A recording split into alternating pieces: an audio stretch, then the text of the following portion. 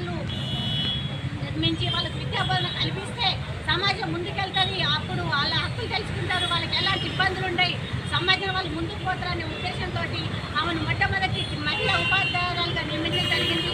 ఆ పాఠశాలకు వెళ్తుంటే సావిత్రిబాయి పూలే గారిని ఎన్నో అవమానాలతో, ఎన్నో కించపరుస్తూ, పుట్ట మట్టలతో, పేడతో కొట్టినా కానీ ఆమె ఎలాంటి చెక్కు చెదరని మనోధైర్యంతో, నిబ్బరంతో పాఠశాలకు మన అక్కడ ఉన్న బాలబాలకు, పేద మహిళలకు ఆమె విద్యను అందించడం జరిగింది.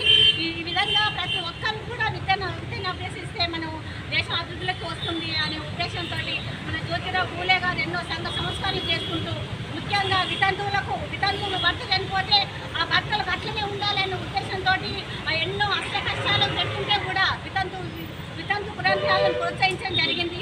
అక్కడ చిన్న పిల్లలను, మధ్య వయసులను కూడా వీళ్ళు చిన్న సూత్రులు అనే ఉద్దేశంతో వీళ్ళు చాలా కించపడడం జరిగింది. కాబట్టి ఎన్నో సంస్కరణలు చేసిన మన జ్యోతిరావు పూలే గారికి మనం 130